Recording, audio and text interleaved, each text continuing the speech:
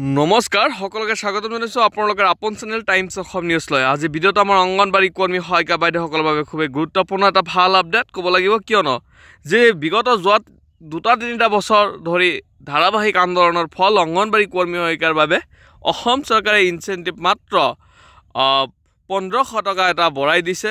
সেয়া কিমান সত্য আৰু আপোনালোকৰ এইবাৰ সঁচাকৈ অৰ্ডাৰ কপি যোগে অসম চৰকাৰে প্ৰেৰণ কৰিছে।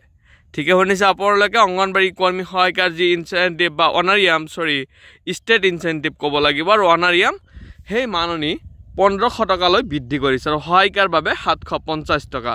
আৰু আপোনালোকে ঠিকে শুনিছে, ইতিমধ্যে গভৰ্ণমেণ্ট অফ আছাম ইয়াতে women and child development department ইয়াতে উল্লেখ কৰিছে order by the governor notification dated Dispur 30 July 2025 বুলি উল্লেখ কৰিছে।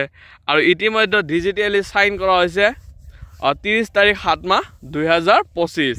ইয়াতে আপোনালোকে নিশ্চয় দেখা পাইছে women and child development dated Dispur 30 July অনুসৰি ইয়াতে মেমো কপি উল্লেখ কৰিছে the accountant general Assam Beltola Guwahati উল্লেখ কৰিছে একাউণ্টেণ্টক লৈ। আৰু ইয়াতে আপোনালোকে যদি চায় নটিফিকেশ্যন নম্বৰ ইয়াতে উল্লেখ কৰা হৈছে আৰু এই ধন কেতিয়াৰ পৰা কাৰ্যকৰী হ'ব সেই কথা উল্লেখ কৰিছে। The governor of Assam is pleased to enhance the honorarium state incentive of Anganwadi worker and Anganwadi helper under the ICDS scheme WEF 1/10/2025 অৰ্থাৎ অক্টোবৰ মাহৰ 1 তাৰিখৰ পৰাই আপোনালোকৰ এই ধন কাৰ্যকৰী হৈছে আৰু আপোনালোকে নৱেম্বৰ মাহতে লাভ কৰিব এই যি অতিৰিক্ত 1500 টকা। সো টোটেলি আপোনালোকৰ হৈছে অংগনবাড়ী ৱৰ্কাৰ 2000 টকা আৰু লগতে যেটো ৰাজ্য চৰকাৰে আগৰ পৰাই দি আছে 2000 টকা, লগতে এবাৰ আৰু 1500 টকা এটা এড কৰি মুঠ টোটেল 3500 টকা অসম চৰকাৰে দিব বুলি ঘোষণা কৰিছে। আৰু সহায়িকাৰ বাবে অংগনবাড়ী হেল্পাৰ বুলি উল্লেখ কৰিছে 1000 টকা। এই অৰ্ডাৰ কপি যোৱাকালি প্ৰকাশ পাইছে আৰু ইয়াতে যদি আপোনালোকে চায় 750 টকা এটা অতিৰিক্ত বৃদ্ধি কৰি টোটেল 1750 টকালৈ বৰ্ধিত কৰিছে। ইয়াতে নিশ্চয় আপোনালোকে দেখা পাইছে existing amount of the honorarium state incentive per month.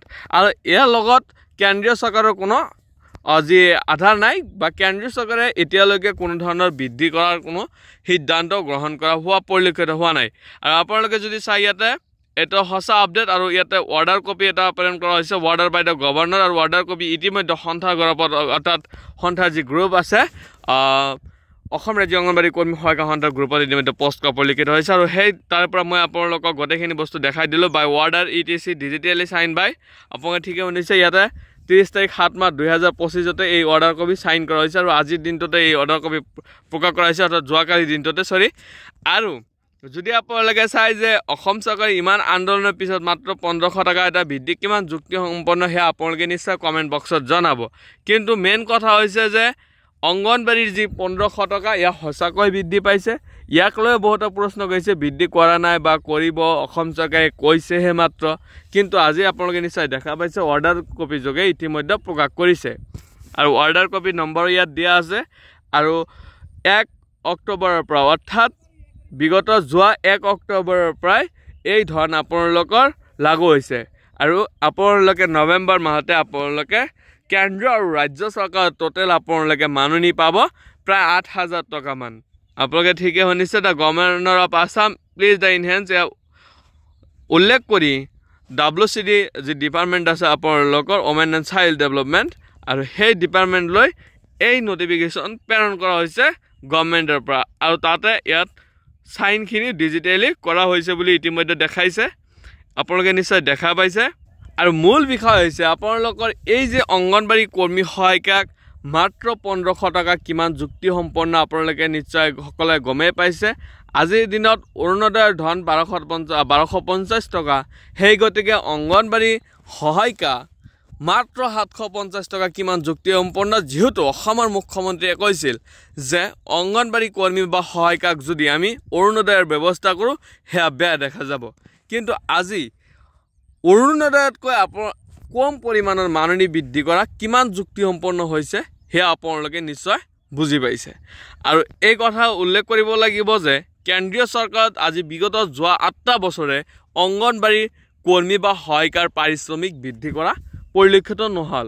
কেন্দ্ৰীয় চৰকাৰে ইয়াৰ আগতেও কৈছিল যে আমি অংগনবাড়ীৰ বাবে ব্যৱস্থা কৰি আছোঁ, অংগনবাড়ী স্বাস্থ্যৰ বাবে বহুত ক্ষেত্ৰত অংগনবাড়ী চিন্তা চৰ্চা কৰি আছে বুলি জনায়। কিন্তু যেহেতু অংগনবাড়ী 8টা বছৰ পিছত এইবাৰ ICDS @ 50 চেলেঞ্জ আছিল, অৰ্থাৎ ICDSৰ 50 বছৰৰ বৰ্ষপতিৰ পিছতো ভাৰত চৰকাৰৰ তৰফৰ পৰা এটা বধাই অৰ্থাৎ শুভেচ্ছা জ্ঞাপন কৰা নহ'ল। এয়া খুবেই লাজৰ কথা বা এটা দুখৰ কথা ক'ব লাগিব। অংগনবাড়ীৰ বাবে ইমান পৰিশ্ৰম আৰু ইমান শ্ৰমৰ পিছতো কেন্দ্ৰীয় চৰকাৰ বা চৰকাৰৰ তৰফৰ পৰা অংগনবাড়ী বা ICDSৰ যি 50 বছৰৰ বৰ্ষপতি সেই উপলক্ষে এটা শুভেচ্ছা বা ধন্যবাদ কৃতজ্ঞতা জনোৱা পৰিলক্ষিত নহ'ল।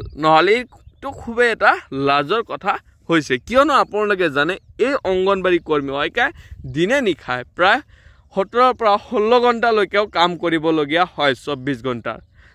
এনেকুৱা পৰিস্থিতি আহে, ৰাতি 9টাত কল কৰে যে আপোনালোকে এইখিনি ডিটেইলছ এতিয়াই দিব লাগিব। সেই ডাটাখিনি আপোনালোকে কালেক্ট কৰে, আকৌ ৰাতি 11টাৰ ভিতৰতে হোৱাটছআপত প্ৰেৰণ কৰিব লগা হয়।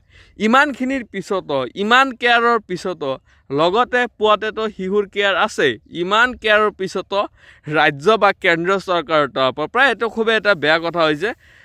ICDSৰ এই 50 বছৰৰ পিছতো কোনো ধৰণৰ চৰকাৰৰ মুখৰ পৰা এটা কথাও নোলাল যে ICDSে ইমান অংগনবাড়ী কৰ্মীকে ICDSৰ আণ্ডাৰত ইমান কষ্ট কৰি ইমান কাম কৰি আছে তাৰ ওপৰত লক্ষ্য কৰা নাই। আৰু যেহেতু ইয়াৰ আগতে কোৱা হৈছিল যে অংগনবাড়ী কৰ্মী সহায়িকাৰ এবাৰ মাননি বৃদ্ধি পাব পাৰে কেন্দ্ৰীয় চৰকাৰৰ তৰফৰ পৰা, কিন্তু সঁচা কথা এইটোৱে যে যদিও চৰকাৰ নতুন আহিছে, BJP আহিছে, আগতেও BJP আছিল, কিন্তু একেই ধৰণৰ কাম কাজ চলি আছে।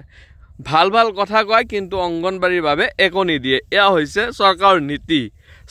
এই চৰকাৰৰ নীতি এনেকুৱা ধৰণৰ পৰিলক্ষিত হৈছে যে কেন্দ্ৰীয় চৰকাৰে যদি কোৱা হয় যে অংগনবাড়ী কৰ্মী সহায়িকাৰ মাননি বৃদ্ধি কৰিব লাগিব, সেই সময়তে উল্লেখ কৰে যে ৰাজ্য চৰকাৰৰ তৰফৰ পৰা বিভিন্ন ধৰণৰ মাননিৰ গাঁথনি দিয়া হৈছে বা ৰাজ্য চৰকাৰে ইয়াৰ বাবে অতিৰিক্ত ইনচেন্টিভ দি আছে বা অতিৰিক্ত অনাৰিয়াম প্ৰভাইড কৰি আছে অংগনবাড়ী কৰ্মী সহায়িকা। কিন্তু আজি যদি আপোনালোকে পৰিলক্ষিত কৰে বিভিন্ন ৰাজ্যসমূহৰ তুলনাত অসম চৰকাৰে কিমান টকা দি আছে, মাত্ৰ 3500 টকা দিব বুলি কৈছে, আৰু আগতে 2000 টকাকৈ দি আছিল।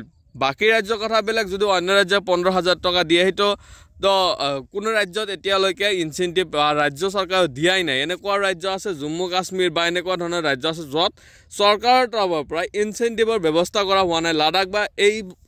লাডাখ বা অন্য যি আমাৰ অন্য যি কেন্দ্ৰীয় শাসিত ৰাজ্য আছে সেইসমূহতো 10,000 টকালৈ বৃদ্ধি কৰিছে।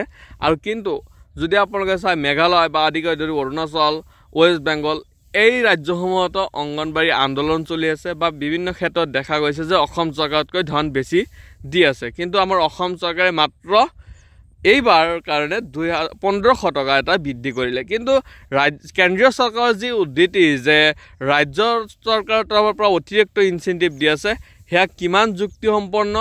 আৰু কেন্দ্ৰীয় চৰকাৰে বিগত 8টা বছৰে আপোনালোকৰ মাননি বৃদ্ধি কৰিব পৰা নহ'ল বা সক্ষম নহ'ল।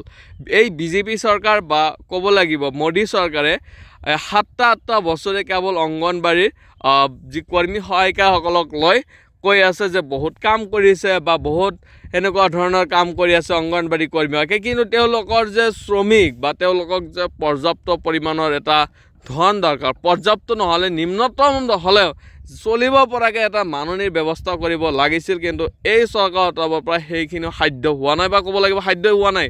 যদিও বেয়া পায় কোনো আপত্তি নাই, কিন্তু সাধ্য নোহোৱাৰ কাৰণে কিজানি এনেকুৱা হৈছে, কিয়নো এই অংগনবাড়ী কৰ্মী সহায়িকাই গোটেই দিনজোৰা সেই অংগনবাড়ী কেন্দ্ৰৰ বা সেই অংগনবাড়ী শিশু বা গৰ্ভৱতী প্ৰসূতি হওক এইবিলাকক লৈয়ে ব্যস্ত থাকে।